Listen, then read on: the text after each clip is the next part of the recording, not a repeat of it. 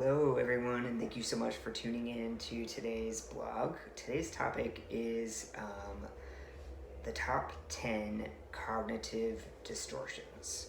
So, in 1976, psychologist Aaron Beck, the founder of cognitive behavioral therapy, first proposed the theory behind cognitive distortions, what are known as cognitive distortions. Later, a little bit later, in the 80s, this guy David Burns was responsible for really popularizing it with common names and examples for these cognitive distortions. So, just to back up and explain what I'm talking about, cognitive distortions are the ways in which our minds can convince us that something is true when it's not. And I've been a therapist for 15 years. I specialize in trauma, and I help people manage emotional triggers. And emotional triggers are a bit similar and also very different than just a regular trigger you may have heard about. So a regular trigger would be, you've heard this one, I'm sure, a million times, like the soldier goes away to war and then he comes back and there are fireworks and the fireworks go off and the fireworks remind the soldier of gunfire and, he gets really, disturbed, scared, hypervigilant, and let's say he's walking around with his girlfriend and his girlfriend understands that trigger because it's pretty straightforward. Not saying it's easy to deal with by any means, but it's pretty straightforward. He knows what's going on, she knows what's going on, everybody knows why and understands, and there's a real understanding of that, especially these days in our society.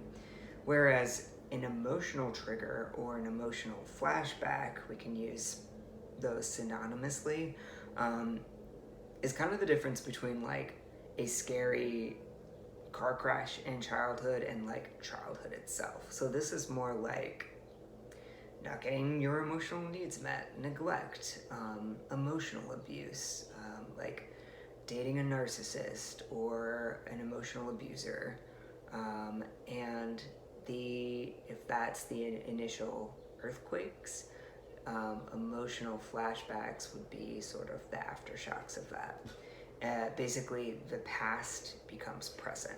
So you can be looking at someone here and now, and all of a sudden, the past of another person is superimposed onto this person, or you can be in a particular surrounding and maybe be triggered by a noise and the past surrounding of a place you've been to before. It's kind of like time travel. All of a sudden you feel the same sensations as being there.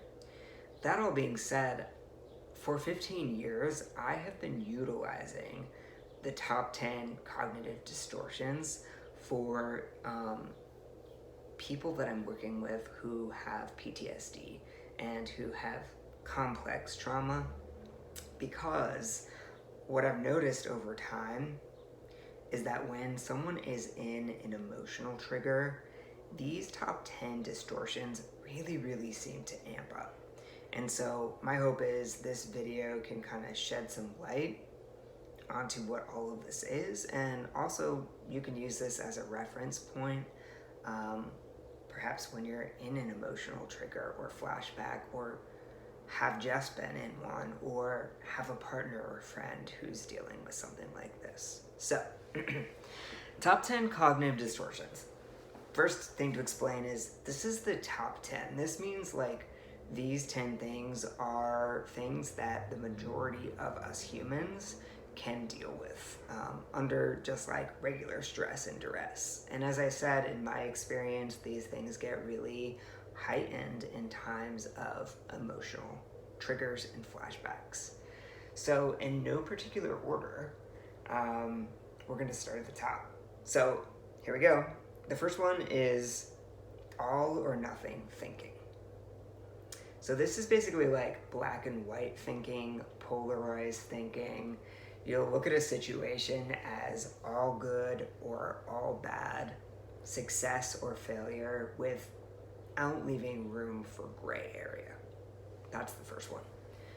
The second one is overgeneralization. And this can happen when you make a rule about the world after sometimes a single event occurs. Now, it's probably not a good event, but you know you're overgeneralizing when you catch yourself using words such as always or never, and you'll know you're overgeneralizing when you assume all future events are going to have the same outcome as that single event. So that's overgeneralization. The third is mental filters. So instead of taking like an overgeneralization, taking one small event and generalizing it, the mental filter focuses exclusively on one small event and filters out anything else, like, positive things. And when we do this, when we have this sort of mindset of mental filtering, disqualifying the positive, this could lead to just like hopelessness about ourselves and about the world around us. Next one is discounting the positive. So ignoring or invalidating good things that have happened to you. Like, oh, that wasn't really a big deal, or yeah, I graduated, but so did everyone else. I didn't really deserve it. Not celebrating your successes. And when you do this, when you discount the positive, you undermine your faith in yourself, in your abilities, and in the world around you. Okay, next up is jumping to conclusions. So there are two types of doing this, jumping to conclusions. The first is mind reading. This can happen a lot when someone's in an emotional flashback. So mind reading means assuming you know what the other person is thinking when you really don't. Or that someone else is going to react in a certain way without first giving them a chance or putting your best foot forward so that that doesn't happen. The other one is fortune telling. Predicting events are going to unfold in a certain way without really having any logical way of knowing that. Superimposing, right, your past onto the current events, the current situation. Next up is magnification. This is when we exaggerate shortcomings and problems while also minimizing desirable qualities or positive qualities. So when something bad happens, you see it as proof of your own failures or proof that you shouldn't I shouldn't trust other people. That's magnification. Think of a magnifying glass.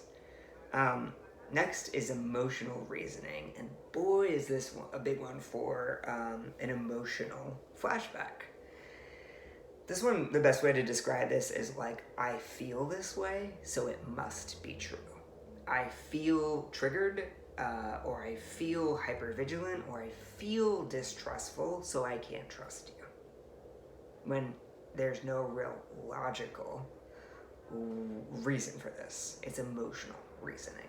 It's really good to slow down, take a break, and check this out when this is happening. Usually us humans need about 30 minutes to come back online when our logical brains go offline and our emotional brain centers take over.